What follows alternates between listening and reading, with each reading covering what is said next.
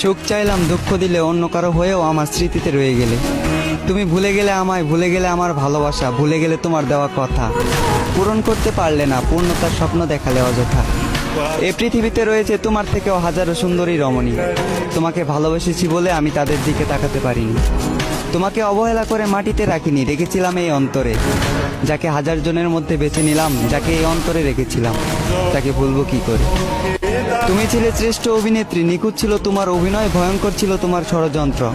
তুমি আমার রক্তে এমনভাবে মিশে গিয়েছ, ভুলতে পারবো না তোমায় মৃত্যুর আগ পর্যন্ত।